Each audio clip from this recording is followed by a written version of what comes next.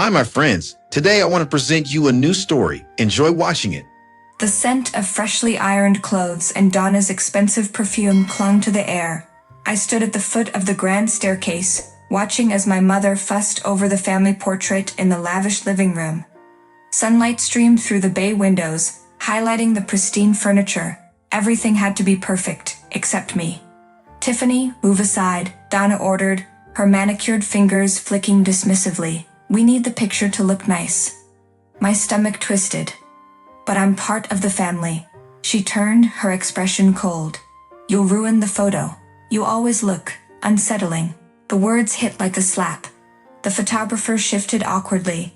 My father checked his watch, indifferent. Jackson smirked.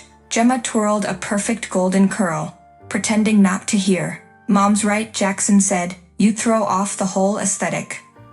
I clenched my fists. I just wanted one picture. Donna sighed. "Enough. Go to your room." Humiliation burned through me. Without another word, I turned and ran upstairs, slamming the door behind me. Laughter drifted up, followed by the camera's click. I collapsed onto my bed, pressing my face into the pillow. Invisible. Unwanted. Then an idea flickered. I wiped my tears and pressed play on my cassette player. My favorite song crackled through the speakers. I sang, my voice rising above their laughter, filling the space they refused to let me have. A knock at the door. "Tiffany?" Not my mother, not my father, Grandfather James, the only one who ever looked at me with warmth. I hesitated, then opened the door. His kind eyes met mine. "I heard you singing," he said. I lowered my gaze. I was just. He placed a hand on my shoulder. "You have a gift. Don't let them take that from you." "But Mom," he scoffed. She wouldn't recognize talent if it stood in front of her. A small, bitter laugh escaped me. "If you want to sing, I'll help you," he said. "I'll make sure you have everything you need. Come with me tomorrow," he continued. "I want to show you something." Downstairs, the camera flashed, capturing a perfect family moment without me. And for the first time, I realized I didn't need to be in their picture. I would create one of my own. The next day, he took me to a small music school on the outskirts of town. The moment I stepped inside, something shifted. The sound of a girl practicing scales filled the hall, the walls adorned with photographs of past students who had once been nobodies, just like me. I spoke to the instructor, James said. "She agreed to listen to you." Panic rose in my throat, but before I could protest, the instructor, a stern woman with sharp eyes, entered the room. "Sing something," she instructed. My hands trembled as I took a breath, closed my eyes, and began to sing. The song was raw, filled with every ounce of pain I had swallowed for years. When I finished, silence settled between us. The instructor turned to James. "She has talent, but raw talent needs discipline. I can train her." James squeezed my shoulder. Then it settled. I glanced at him, then back at the instructor. For the first time, I felt something shift within me, something like hope. Lessons began the following week. My mother barely noticed when I left each evening, too caught up in planning family events I was never included in. Grandfather covered the costs of my training, never once letting me feel like a burden. "This is an investment in you," he'd say. "One day you'll see." Under my instructor's ruthless guidance, my voice transformed. At first it was exhausting, scales, breathing exercises, perfecting tone. My throat ached, and some nights I wanted to quit. But every time I stood in front of that mirror and sang, I felt powerful. 3 months in, the instructor had me sing in front of a small audience at the school's recital. The idea of standing on stage made my stomach twist, but Grandfather was in the front row, his eyes steady. When I stepped onto the stage, the world blurred. The piano started playing. My heart pounded, but as I opened my mouth, my voice soared. By the time I finished, the silence was deafening. Then, applause erupted. Strangers clapped. Someone whistled. I searched for Grandfather. He was on his feet, beaming.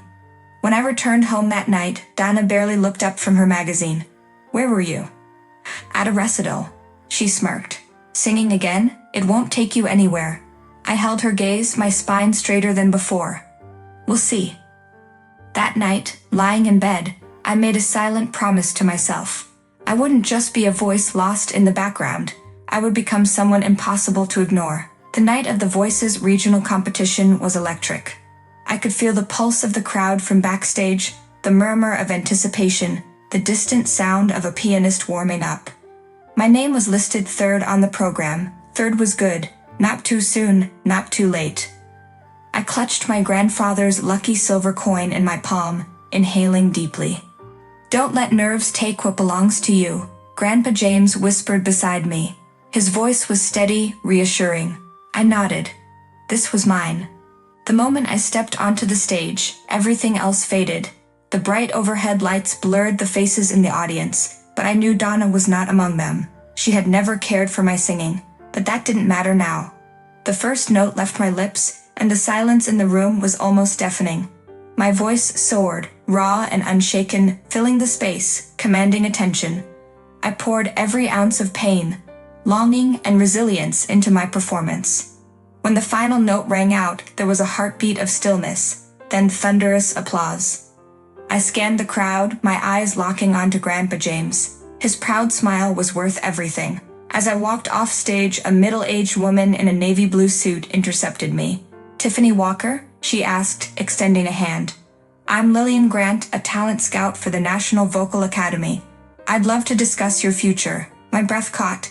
This wasn't just a victory, it was a door flung wide open. That night, as I held my winner's trophy, I realized something. Donna had spent years trying to erase me from our family, but now I was becoming impossible to ignore. My name was on every competition board, every announcement, every program. Tiffany Walker, winner. After the Voices competition, my world changed at a dizzying speed. The National Vocal Academy offered me a scholarship, and within weeks, I had moved into a tiny but promising dormitory in the city. My schedule was relentless. Vocal training, stage presence, diction, and exhausting rehearsals that pushed my voice to its very limits. Some nights I collapsed into bed, my throat raw, my body aching, but I never complained. I had fought too hard for this. One evening, after a particularly grueling rehearsal, my phone buzzed. An unknown number. I hesitated before answering. "Tiffany?" The voice was unmistakable, Donna. A cold sensation spread through me. "What do you want?" I asked, keeping my tone flat. "I saw you on TV," she said, her voice oddly sweet, almost unfamiliar. "You were wonderful. I thought maybe we could get together, celebrate your success as a family." Family. The word twisted in my gut. I gripped the phone tighter. "Oh," I said, my voice laced with sarcasm. "I didn't think I belonged in family pictures. Wouldn't want to ruin the celebration." A pause. A sharp inhale. "Tiffany, that was a long time ago. I ended the call." The next morning, I sent a package to Donna's house. Inside was an elegant box containing a spa membership. A full-year subscription to the most luxurious treatments money could buy. On top, I placed an autographed photo of myself in a golden frame. At the bottom, I wrote in bold letters, "Photographed without all of you, since you'd ruined the picture." I had once been the girl erased from family memories. Now I was a name they could never ignore. Fame had a strange way of rewriting the past. Once, I was the girl who didn't belong in family photos. Now I graced magazine covers, television interviews, and concert posters. My name sparkled in bright letters outside theaters. The girl they tried to erase had become unforgettable. By 19, I had become a famous and recognizable singer, taking prestigious places in several adult competitions, traveling across countries, and living the life I once dreamed of. My success allowed me to give back to the only person who ever believed in me, Grandfather James. I took him to a prestigious resort, ensuring he enjoyed the luxury he had never sought for himself. I also bought my own apartment, a place that belonged to me and me alone. One afternoon, my manager handed me a letter. No return address, but I knew the handwriting. Donna. I hesitated before opening it. Inside was a single photograph, an old family picture. My mother, father, and sister posed perfectly in their pristine clothes. But something was missing. Me? A faint crease in the corner hinted at where I had once stood before being cut out. My chest tightened, but then I noticed something else. A new picture folded behind the old one. A recent image. My mother standing alone in our family's dimly lit living room, holding the framed photo I had sent her. She looked older, weaker. A note was scribbled at the bottom. I was wrong. I exhaled slowly, feeling neither triumph nor sorrow. The past could not be undone. But I had already won. I had built this life without them. I had succeeded despite them. That night, under the glow of the stage lights, I stood before a roaring crowd, microphone in hand.